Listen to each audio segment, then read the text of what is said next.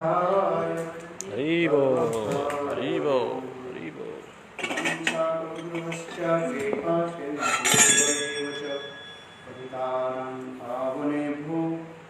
वैष्णवेभ्यो श्रीकृष्ण चैतन्य प्रभु नित्यानंद श्री अद्वैत गदाधर श्रीवासादि श्री गौरभक्तवृंद।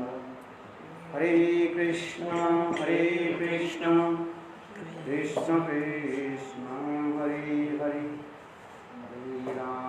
हरे राम राम राम हरे हरे।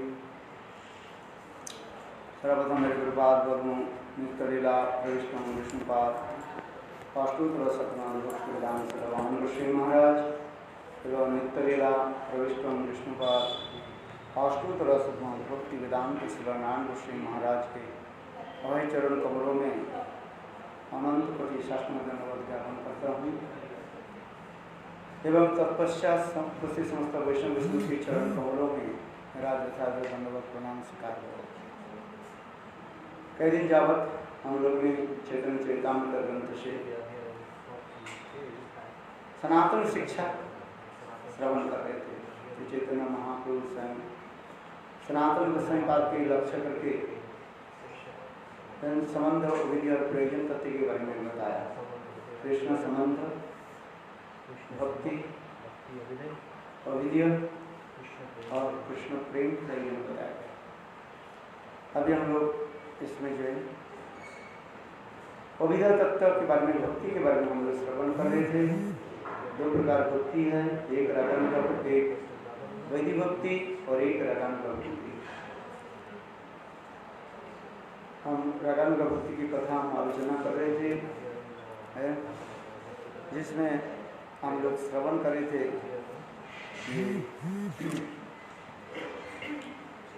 रागात्मिका भक्ति मुख्य ब्रजवासी जने तद अनुगत भक्ति रागानुगा नाम।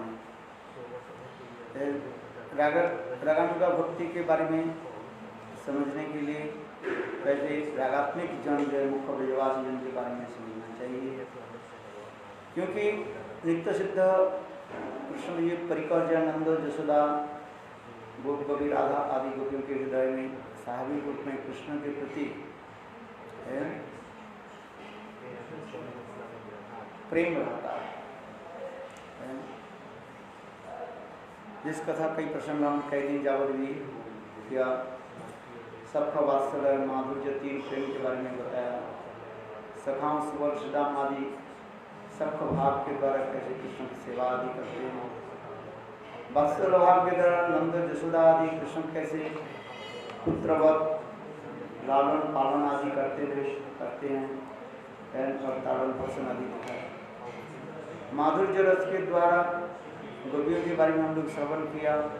ये प्रिया यदि मान करी करे संकट, प्रिया यदि मान करी करे,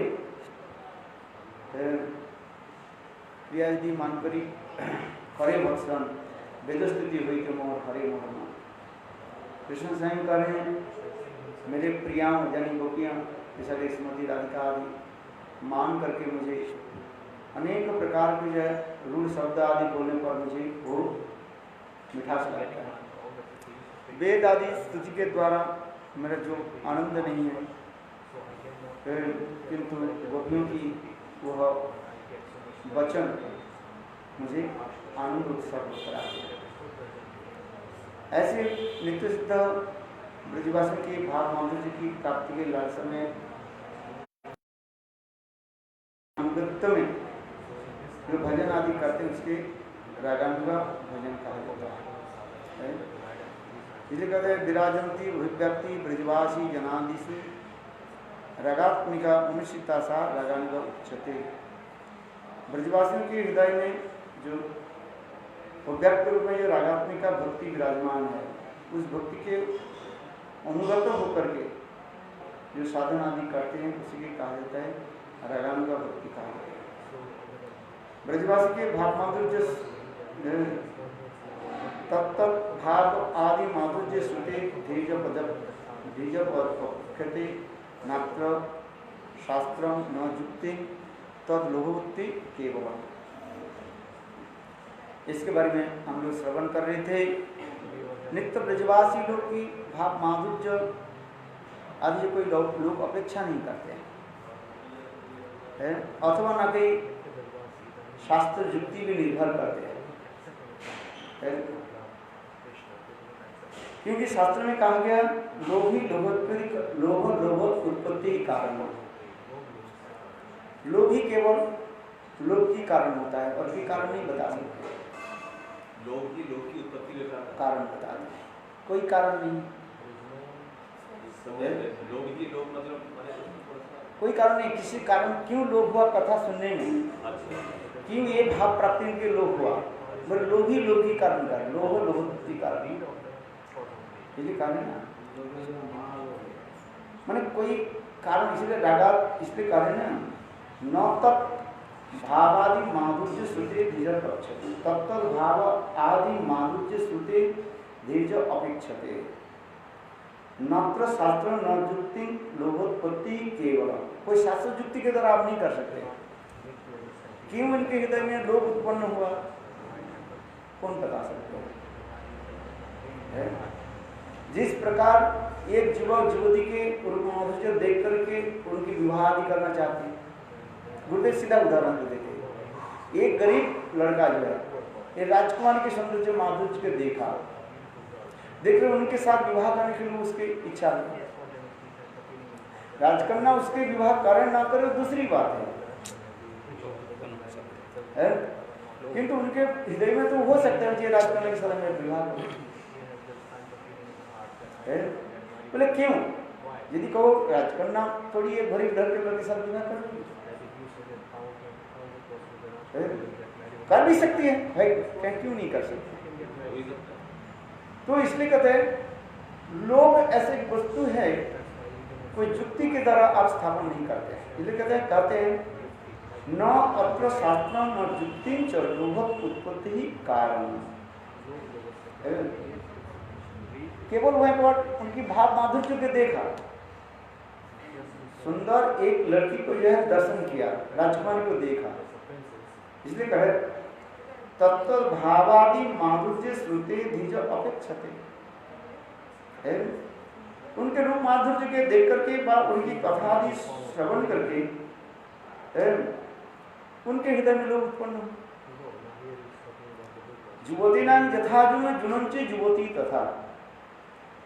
एक स्वाभाविक वृत्ति महापुरुष शंकर है, एक युवक युवती के देख करके जैसे स्वाभाविक रूप में आकृष्ट हो जाता है। क्यों आकृष्ट हुआ? न युवा काल की धर्म ही, युवा काल के स्वाभाविक धर्म है एक युवक युवती के प्रति आकृष्ट हो जाना। जब वो छोटा था वो आकृष्ट नहीं होते, किंतु जब युवा काल आ जाता है तो ये स्वाभाविक धर्म उत्पन्न हो जाता है, क्योंकि हर वस्तु में समय आने पर अपने के धर्म प्रकाश होता है। समझ में? शरीर की एक धर्म होता है,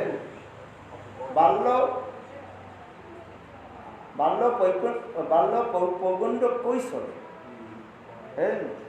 जरा और वृद्ध, ये शरीर के एक धर्म है। तो शरीर के धर्म के अनुसार अपने अपने शरीर की क्रिया आदि भी करते हैं।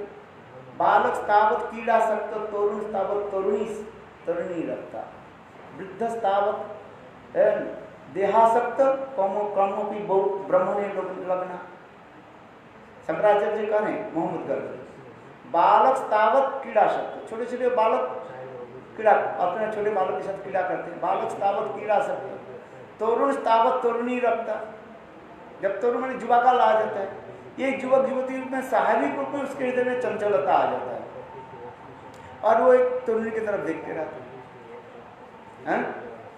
इसलिए बालक तावत कीड़ा सक्त, तरुण तावत तरुणी रखता, वृद्ध तावत देहासक्त। वृद्ध काल आने में शरीर में मन अपने आप लग जाता है। किस लिए न शरीर में ये हमारे अनेक प्रकार जरा व्याधि आदि के रोग ग्रस्त होते है कि नहीं। वृद्ध काल आ जाने के बाद ही साथ शरीर में अनेक प्रकार रोग व्याधि आ जाए है, शरीर के धर्म ही है। इसलिए कहते हैं बालक तावत कीड़ा सप्त तरुणी तावत तरुणी वृद्धा वृद्धा तावत ज्ञा सप्त कौमों भी ब्रह्म ने लोग ना है। तो कब तुम ब्रह्म में भगवान में मन कब से लगाओ है? आज में बांग्ला कीर्तन सुंदर करते हैं क्या बोले खेलीते खेलीते है बाल्य गेलो आमार खेलीते खेलीते जौवन गेलो रोसे भूल गया सब कीर्तन बांग्ला कीर्तन है। बाल्यकाल जब आते हैं जब शिशु के साथ छोटे छोटे बालक के साथ हम खेल कूद करते हैं, यौवन काल आ जाते हैं तो हम संसार के जो रूप रस शब्द गंध स्पर्श जो है उसके भोग के आस्वादन करने के लिए जाते हैं आखिर। और वृद्ध काल जब आ जाते हैं पीड़ा बसे हम चले जाते हैं। बालक हईया खेलू न बालक सने और कत दिने ज्ञान उपजिल पाठ करी और तो ये सब जो कीर्तन होती जा रहा तात्पर्य यही तो है शरीर के धर्म होता है। इसलिए कहते हैं इस संसार में जो वस्तु हम जो कहते हैं उदाहरण दे रहे हैं लोभ ही उसके कारण बन जाता है। ठीक उसी प्रकार रगानुगा भक्ति के ये कह रहे हैं तत्त भाव आदि माधुर्य श्रुति भेद अपेक्षते। ऐसे भगवान के सुंदर विग्रह माधुर्य जी देख करके अपा कथा आदि श्रवण करके उनके हृदय में लोभ उत्पन्न हो सकता है। कई शास्त्र युक्ति के द्वारा नहीं युक्ति स्थापन कर नहीं सकते क्यों। तथापि तार्किक लोगों की मुख बंद करने के लिए तो ये अन्य शास्त्र में अनेक विचार आदि दिखा रहे हैं। क्योंकि इस संसार के लोग सब क्या चाहते हैं युक्तिवादी लोग युक्ति दिखा चाहते हैं।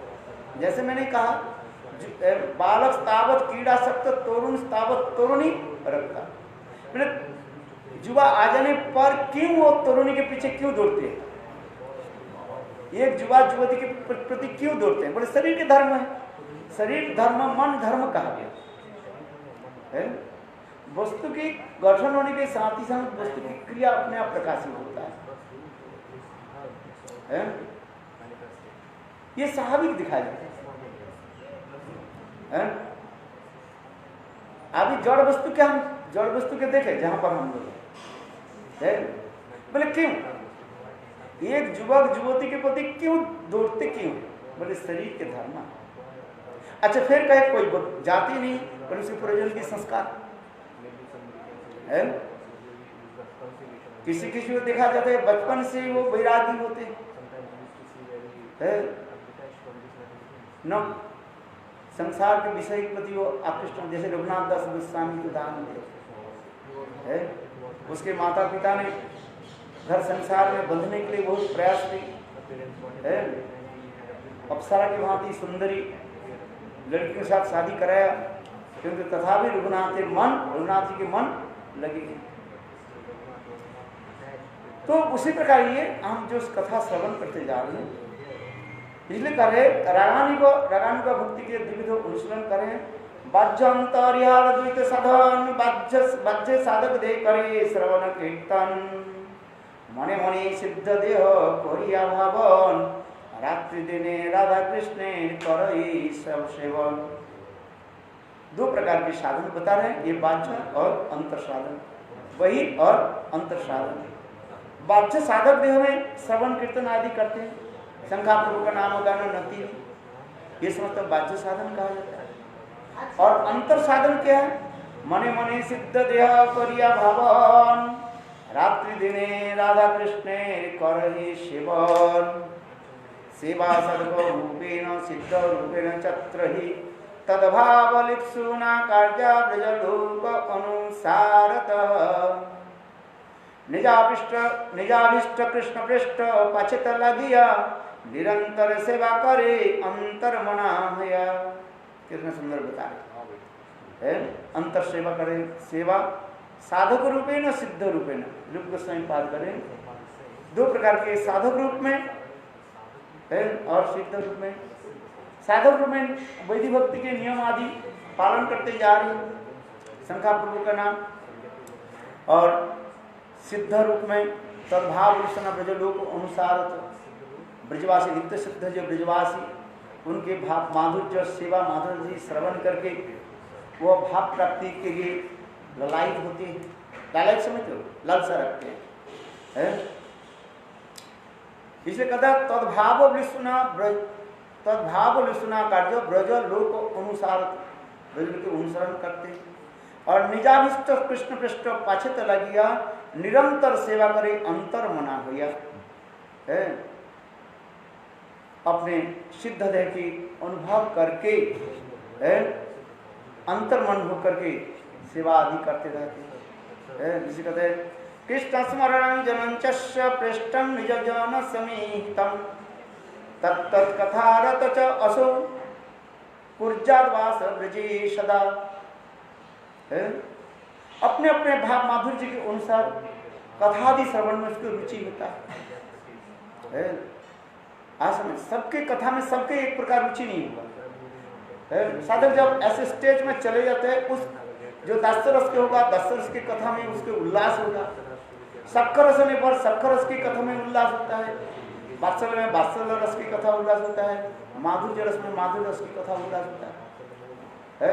किंतु यहाँ पर एक भी विचार दे, जब तक साधक स्थायी भाव में नहीं जा रही है, जब तक स्थायी भाव में नहीं जा रही तब किसी भाव में आकर मिलन होते जा रहे हैं। ऐसा इसके भी विचार भी दिखाया गया, बहुत गुण विचार दिखाया गया। विरुद्ध अविरुद्ध भावान विरुद्ध अविरुद्ध समस्त भाव को कड़ीभूत करके जो अपने स्व भाव राजन विराजयती स्थायी भाव विरुद्ध अविरुद्ध भावों के कड़ीभूत करके अपने जो स्वरूप जो भाव है उसके ही विराजमान रहते हैं, वो स्थायी भाव में आ जाता है। जब तक स्थायी भाव नहीं आ रही तब कभी कुछ करते जाए कभी कुछ करते जा रहे हैं। जिस कथा में जाते उसमें उल्लास प्रकाश करते हैं। दामबंधन की कथा सुनी बहुत आनंद लगता है उसको। फिर रासलीला कथा सुनी उसके भी आनंद लगता है। ये समझते कि कहा जाता है उसकी अभी कोई स्थायी भाव नहीं आ रहा। स्थायी भाव जब आ जाता है तब एक ही भाव के अनुसार के उस कथा सुनने में आनंद होगा और बाकी जो जितने भी भाव जो है उसके परिपूरक माना जाएगा। आशा परिपूरक समझते वो मानते हैं। वो केवल वो समझते जो भाव के पुष्टि कारक कहा है। इसलिए श्रील विश्वनाथ चक्रवर्ती पाद बहुत सुंदर में इसके वर्णन किया गया। रागवर्तम चंद्रिका में इसको भी सुंदर रूप में वर्णन किया गया है। अभी हम इसमें कथा में आ जाए। जिस प्रसंग हम छेड़ रहे थे, आलोचना कर रहे थे, लोभ उत्पत्ति के साधन क्या है। पहले तो कहते हैं लोभ के कारण श्री माधुर्य भगवत माधुर्य आदि देख करके लोग क्यों, तथापि हम कहते हैं साधन बिना शब्द वस्तु प्राप्ति नहीं है। वो साधन क्या है, लोभ उत्पत्ति के साधन क्या है, इसको भी आलोचना करते हुए कार्य देखो। ये रागानुगा भक्ति के जो 5 प्रकार के साधन की बताते जा रहे हैं। एक भावमयी साधन, भाव संबंधी साधन, भाव अनुकूल साधन, भाव प्रतिकूल साधन और भाव अविरुद्ध साधन। ये 5 प्रकार के अभिष्टमय भाव हम कैसे प्राप्त करें। एक भाव में आएगा। यद्यपि ये 4 प्रकार के भाव संत के छोड़ करके दास सख वात्सल्य और माधुर्य ये 4 भाव को ले लिया। क्योंकि संत रस में सेवा नहीं है। संत रस में क्या रहता है, केवल अपने इष्ट देव के प्रति एक निष्ठा रहता है। संत में निष्ठा ये कहते हैं क्या भावमय साधन क्या है? दास सख वात्सल्य माधुर्य को ही एक भाव को वो ले लेते हैं, और इसलिए एक भाव को ले लेते हैं, समझते हैं। और बाकी जो है गौण जो सात जो हास्य करुण वीर विभत्स आदि ये सात उसके क्या कहते हैं? पुष्टि कारण करते हैं। और इसके बाद भाव संबंधी जो है साधन सविष्ट भाव संबंधी साधन, जिस प्रकार वो मंत्र जप आदि करते हैं, जैसे मंत्रार्थ चिंतन मंत्र की अर्थ जो है उसके चिंतन आदि करते हैं, न्यास मुद्रा आदि प्रपत्ति शरणागति और फिर आत्मनिवेदन, ये समस्त के 5 प्रकार की जो है ये भी विधि दिखाया गया। भजन दर्शन में बहुत सुंदर रूप में इसको विभाजन करके दिखाया गया है, 5 प्रकार की। ठीक उसी प्रकार मंत्र जप आदि करेगा है, और उस मंत्र में मंत्र जप करने के समय और अपने भावों के अनुसार उस मंत्र अधिष्ठात्री देव के चिंतन करेंगे। जैसे एक साधारण उदाहरण देता हूँ, गोपाल मंत्र में है कृष्ण गोविंद गोपीजन वल्लभ ये है, और जिस रस के होगा उस रस के अनुसार उस मंत्र अधिष्ठात्री देवता के ऊपर वो इंटेंस देगा, और मंत्र जप में वो उसके आनंद आएगा, भावना आदि उसी प्रकार होगा। इसके विस्तृत तो है वर्णन है मंत्रार्थ दीपिका में, और भी बहुत से रूप में जो है इसको वर्णन किया गया है।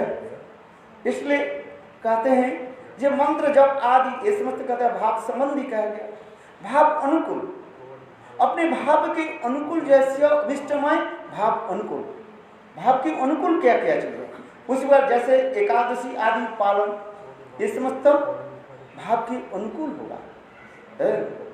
फिर जा कह रहे क्या भाव प्रतिकूल, प्रतिकूल क्या है?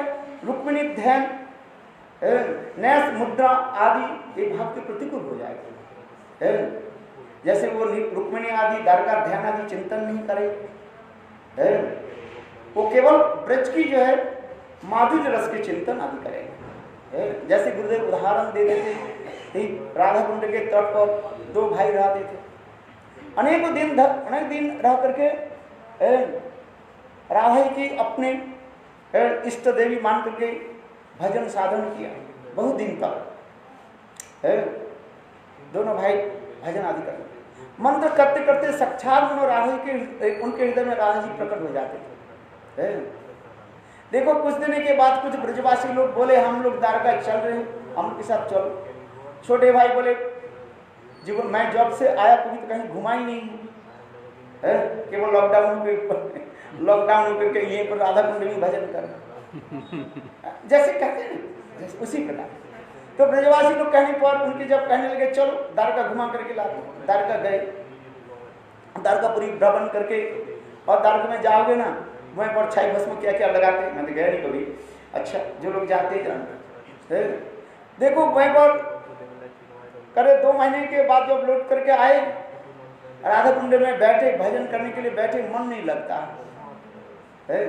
पहले तो मानो मन भजन करने के साथ ही साथ मन लग जाता था, क्योंकि जब से वो द्वारका से आए हैं तब से मन नहीं लगता है। तो बड़े भाई के पूछा भाई मेरे क्या हो गया, जब से मैं द्वारका से आया लगता है। तो कहने लगे देखो तुम वहां पर गए ना रुक्मिणी जो है वो छाई भस्म लगा क्या क्या हुआ ना, बस तुम्हारे सब चले गए। राधा रानी राधा रानी तुम्हारे ऊपर प्रसन्न नहीं अप्रसन्न है। राधा वास निष्ठा, राधा कुंड में वास निष्ठा की साधारण नहीं है, जिससे हमारे प्रबोधानंद सरस्वती पाद राधा सुधा निधि ग्रंथ में कितना दिखाया। राधा कुंड में वास करना एक ही साधारण नहीं है। राधा जी के प्रति एकांतिक की निष्ठा नहीं हो, तुम्हें राधा रानी तुम्हें स्वीकार नहीं करे। उनके भाई ने कहा दिया सारे तत्व को बताया, तो उन्होंने उनके बहुत मन में ग्लानि हुई, और फिर उन्होंने क्या कि छोटे भाई ने क्या कि अपने विरह शरीर से प्रकट करके शरीर को त्याग दिया, कि इस शरीर के द्वारा अर्थ नहीं है। इसलिए कहते हैं प्रतिकूल, सविष्ट भाव में प्रतिकूल के प्रति ध्यान देना चाहिए है। और फिर क्या कहते हैं, सविष्ट भाव अविरुद्ध। अविरुद्ध किसे कहते हैं? विरुद्ध माने जो कोई हमारे नुकसान भी नहीं है, लाभ भी नहीं है, जिसको तटस्थ माना जाता है। वो क्या है? गो ब्राह्मण आदि सेवा है।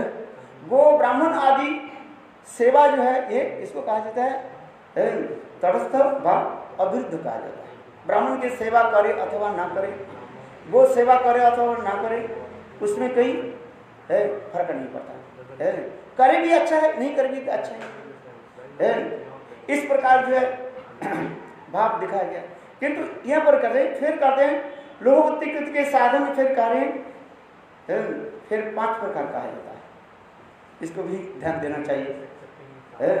एक होता है स्वीय साधन, स्वजातीय साधन, विजातीय साधन, तटस्थ साधन और विरुद्ध साधन। राग भक्ति में प्रवेश कर, विशेष करके ब्रज राग भक्ति में प्रवेश करने के लिए कितना परिश्रम करना पड़ेगा। कहा तो दिया ये हरिना में सब मिली में सकल, बहुत अच्छी बात है, किंतु साधु संग जब तक नहीं करे और इस समस्त कथा को जब तक हम श्रवण नहीं करें, कहाँ से थोड़ी हो जाए। इसलिए रागवर्तन चंद्रिका में श्री विश्वनाथ चक्रवर्ती पाद ये सब दर्शन करा रहे। लोकोत्पत्ति के साधन, स्वीय साधन, अपने साधन क्या है, क्योंकि यहाँ पर कहे निजा अभिष्ट कृष्ण पृष्ठ पाचत लगिया, निरंतर सेवा करे अंतर मना हुआ। अंतर मना हुआ सिद्धदेव भाव की माधुर्य की अनुभव करके धीरे धीरे अपने साधन मार्ग में कैसे पहुंचे। तो इसलिए करते हैं स्वीय साधन, सजातीय साधन, विजातीय साधन, तटस्थ साधन और विरुद्ध साधन। अभी हम एक एक साधन की व्याख्या करते चले। स्वीय साधन क्या है? स्वीय साधन भी 5 प्रकार के बता रहे हैं।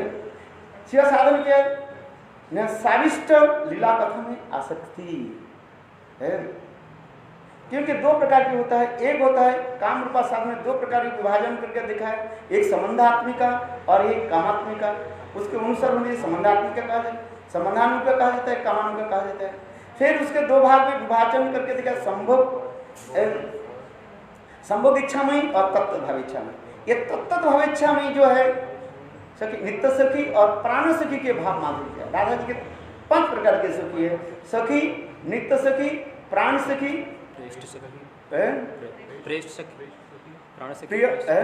प्रिय सखी और प्राण पृष्ठ सखी। तो इसमें जो 1 नंबर छोड़ करके 2 नंबर 3 नंबर जो सखी जो है वो ही जो है मंदिर भाव तत्व भाव इच्छात्मिका भक्ति जहाँ पर विराजमान है, भवरलास रति आकर के उसमें संक्रामित होते हैं, अर्थात राधा जी के समस्त भाव उसमें संक्रामित होते हैं, उसमें विस्तृत विवरण है। चलो हम जिस कथा में जा रहे हैं, फिर अपने भविष्य भाविष्ट साधन, जिसे साविष्ट लीला कथा आसक्ति हो जाता है। भगवत लीला कथा में इतने आसक्ति होता है, शयन में सपन में लीला कथा उसके साधु में चलते रहते हैं। इसलिए सुखदेव गोस्वामी पाद परीक्षित महाराज के समस्त कथा श्रवण कराने के पश्चात अंतिम उपदेश दे दिया, हे परीक्षित महाराज सुनो, लीला कथा निसेवनम। जो मैं कथा सुनाया वो ज्ञान वैराग्य की कथा जो सुनाया है, किंतु अभी जो क्या करो, अपने मन को भगवान के लीला में स्थापित करो है, और वे स्थिर हो जाओ, तुम्हारे मृत्यु तो सन्निकट आ गई है, और वही लीला आदि चिंतन करो है, लीला कथा निसेवनम। इसलिए कहते हैं स्वीय साधन में एक साविष्ट लीला कथा में आसक्ति हो जाता है। और तीसरी क्या है? ये दूसरी क्या है? श्रीमूर्ति दर्शन। देखो ये सब साधन में आ गए। श्रीमूर्ति दर्शन, भगवान की श्री विग्रह नित्य प्रत्यय जो है दर्शन आदि करे। हम लोग के गौड़ी समिति त्रिविधा जो 3 बार दर्शन के लिए नियम बना दी है। एक है मंगलारती के दर्शन करना ही पड़ेगा तुम्हें, दूसरी जो है मध्याह्नकालीन दर्शन, तीसरी क्या है? संध्या आरती की दर्शन। बड़े मठ में दिखाना है कि उस समय विग्रह आदि दर्शन के जो है अति महात्मा समाज है, क्योंकि विग्रह आदि दर्शन भी 2 प्रकार की होता है। एक होता है अंग दर्शन, एक होता है अलंकारिक दर्शन है। अंग दर्शन क्या है? आज ठाकुर जी की अंग प्रत्यंग कैसे सुंदर है, अंग दर्शन है। आज कैसे त्रिभंग होकर के ठाकुर जी विराजमान है। कस्तूरी तिलकं ललाटे पट ललाट पटले वक्षस्थले कुस्तुभं नासाग्रे परमुक्तिकं करतले वेणु करे कंकण सर्वांगे हरिचंदनं सुललितं कंठे च मुक्तावली गोपस्त्री परिवेष्टितो विजयते गोपाल चूड़ामणि है। देखो ठाकुर जी आज कैसे सुंदर विराजमान, कस्तूरी तिलकं ललाट। कालना कृष्ण महाराज जी सुना रहे थे कैसे सुंदर रूप में ठाकुर जी की आज सजाया गया है। उसके अंग आदि कैसे विराजमान, नस्त कैसे है, त्रिभंग ललित होकर के है। कैसे सुंदर जो ठाकुर जी मोर मुकुट धारण करके तिरछी नजरों के द्वारा सबके चितवन को जो है लुभाते हुए विराजमान है। और उनके देखो श्रीमती राधा जी कैसे विराजमान, सैन रमा रमण सुंदरता वरिष्ठ सौंदर्य मोहित समस्त जगत जनस। उसी प्रकार भाव जो होते जा रहे हैं, ये भाव को कहा जाता है अंग दर्शन। ठाकुर जी के श्री अंग कैसे है, स्तव स्तुति करते हैं अंतर हृदय से, एक एक स्तव स्तुति अपने आप निकल करके आ जाता है। नाम करते करते ठाकुर जी के सामने तो खड़े हो जाते हैं, घंटे घंटे भर पता नहीं चलते हैं, एक स्तुति आदि करते रहते हैं। आज ठाकुर जी कैसे सुंदर है, इसका अर्थ है अंग दर्शन कहा जाता है। और एक होता है क्या, अलंकारिक दर्शन। हमारे विश्वनाथ चक्रवर्ती पाद और भी बहुत सुंदर रूप में अलंकारिक दर्शन तो और भी मधुर बता दिए जाते हैं। अलंकार जी ठाकुर जी के आज जो अलंकार जो है पुजारी जो पहना है, जैसे आज माला कैसे पहनाए, आज तो ठाकुर जी के गले में हार कैसे है, कान में कुंडल कैसे है, एक एक अलंकार की मधुरिमा है वर्णन करते जा रहे। कितना सुंदर, क्या बता है, एक एक अलंकार की मधुरिमा बताती जा रहे हैं। आहा है कैसे है। जैसे गुरुदेव एक उदाहरण दे देते हैं, वो गुरुदेव की मुख में सुहा देते हैं, हम उसके दे रहे हैं देते जी। देखो राधा जी की अंग में जो है क्या लगा, स्नानांत के समय बाद जो है राधा जी के क्या दिया, हार पहना दिया। और देखो, और उस हार जो पहना दिया ना ऊपर से जब वक्षस्थल के आते हैं, और उसको कैसे सुंदर वर्णन करते जा रहे हैं। ये तो अनधिकार के अंदर बनना संभव ही नहीं। और मेरे जिहा भी कहते हैं तुम यहाँ पर चुप रहो है। ये देखो स्वयं एक सखी दूसरी कहती है, देखो है अरे कृष्ण तो एक मदन के जो है वो तीर विद्ध करके क्या कर दिया, महित कर दिया, उससे उनके बड़ी का है। और राधा जी आज मानो दोनों मदन के जो है कैसे धारण कर रखे हैं और उनके अभिषेक करा रहे हैं। देखो है अभिषेक की धारा, दूध की धारा जो है कैसे प्रभावित हो रहा है। कैसे कैसे भाव की वर्णन होती जा रही है। अलंकार जब होते हैं, ऐसे अलंकार जब पहनाते हैं ना, ऐसे ऐसे भावों के दर्शन करा। अंगद की कहते हैं बाजू बंधन अंगद आदि, एक एक अलंकार जब पहनाते हैं ना, उस अलंकार को देख करके एक सखी दूसरे सखी के से निर्लज्ज होकर के, निर्लज्ज है बस उस निभृत कुंज में बंधन करने जाते। राधा जी सुन करके ऊपर से जो है कुछ गुस्सा करते हैं और अंतर हृदय में आनंद में भर जाते हैं। देखो आज ये अलंकार के दर्शन कैसे, अलंकार की महिमा वर्णन करते। अरे कहते हैं ये अलंकार की महिमा नहीं है, भूषणम भूषणांच। इस संसार में कोई एक स्त्री व पुरुष जो है अलंकार धारण करने पर उनके सौंदर्य माधुर्य निखर करके आता है, किंतु गोविंद अप्राकृत जगत में जुगल सरकार की अलंकार की कोई जरूरत नहीं। वहां पर अलंकार जो अपने के सुशोभित मानते हैं, समझे, उल्टा होता है। ये गोविंद के व राधा जी के अंग में रह करके अपने के कहते हैं हाँ मेरा सौभाग्य है, राधा जी के चरण कमल में मनो नुपुर होकर के सौभाग्य मिला। इसलिए तो कहते हैं ना, ये क्या वो कीर्तन कहते हैं, भाई वो ब्रजर गोपी नुपुर है बाजू बबू है।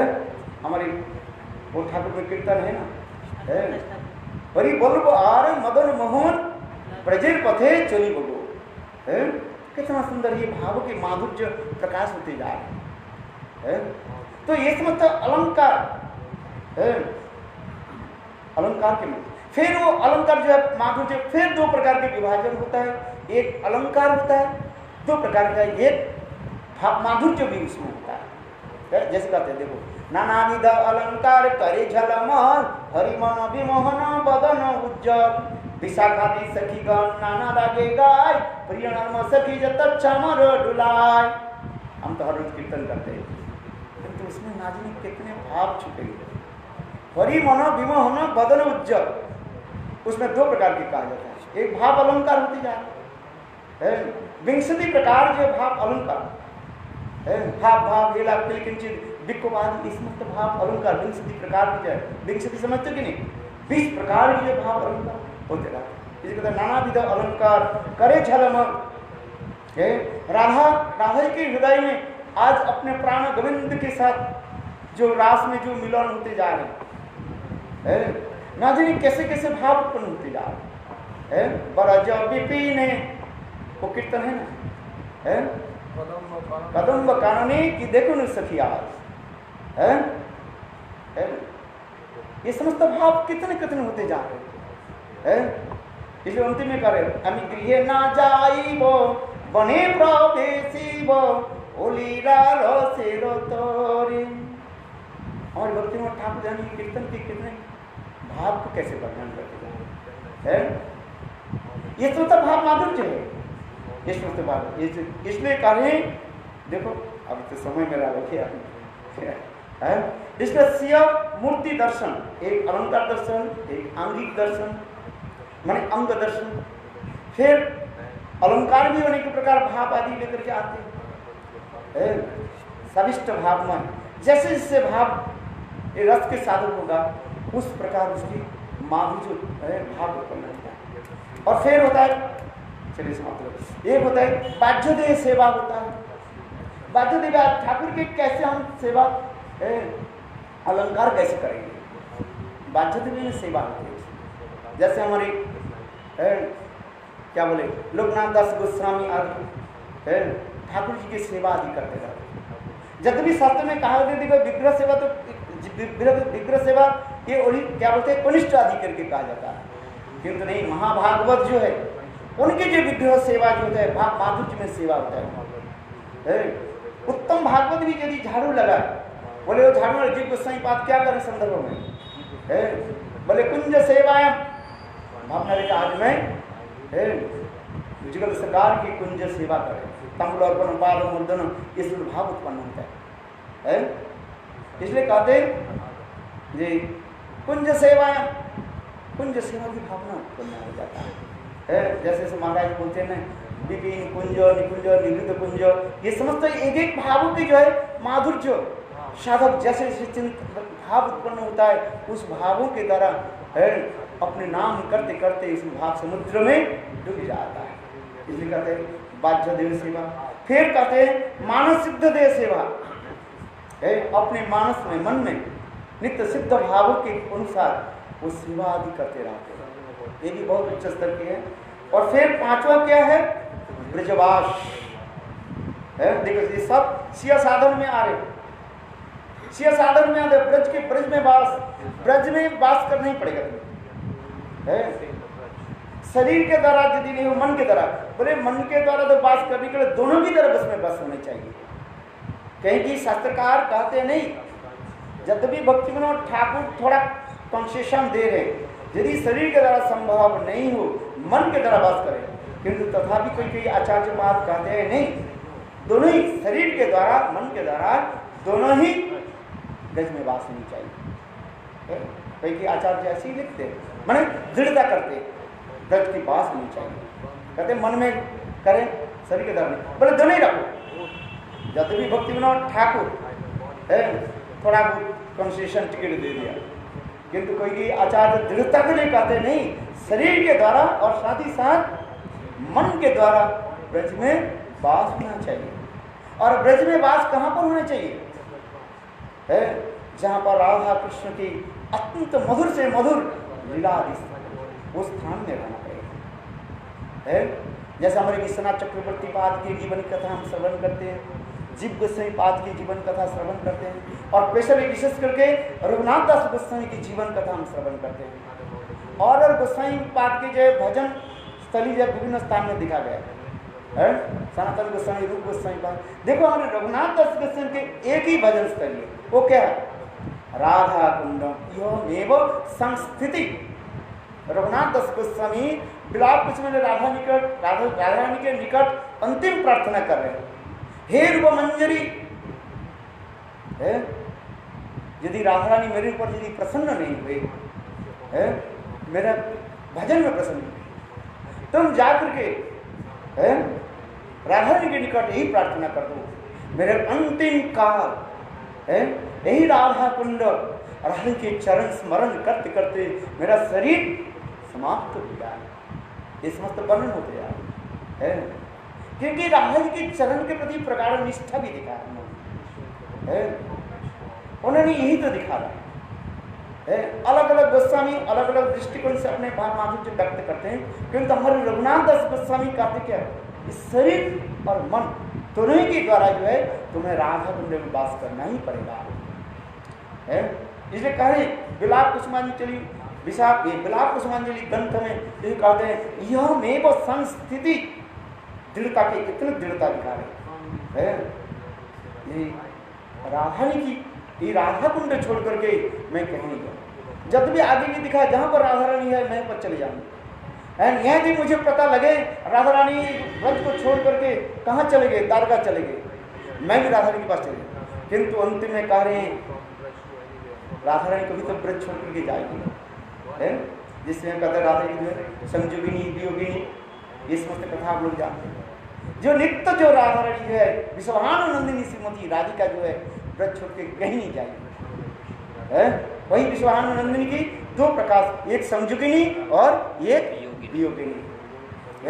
वियोगिनी राधा जो है कृष्ण विरह में विवाहित होकर के वो क्या बोलते हैं उद्धव क्या, और संयोगिनी राधा कुरुक्षेत्र में चली, किंतु नित्य जो विश्वानंदिनी श्रीमती राधिका कृष्ण के साथ नित्य मिलन ही दिखा है। इसलिए रघुनाथ दास गोस्वामी अपने जीवन की एक वैशिष्ट दिखा दिया, इसलिए कहते हैं श्लोक में कह रहे हैं यह मेव संस्थिति है, उसमें बहुत आकुलित व्याकुलित होकर के अपने अंतिम भाव को कह रहे हैं हे रूपमंजरी,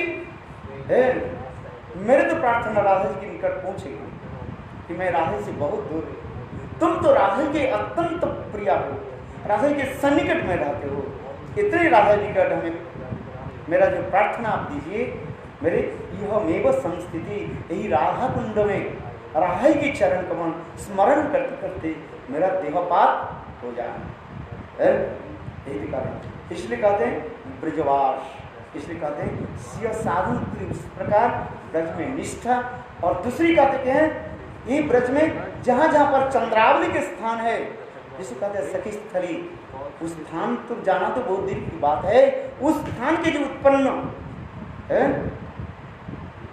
उस स्थान की जो उत्पन्न जो है पत्ता हो, फल हो, जल हो, मट्ठा हो, दूध भी कहीं भी ले, वो भी मैं ग्रहण नहीं करूँगा, एकमात्र राधा रानी की स्थान जहाँ पर है वही मैं ग्रहण करूँगा। इसके साथ है ब्रजवास वंशा कृपा सिंधु पतितानां पावनेभ्यो वैष्णवेभ्यो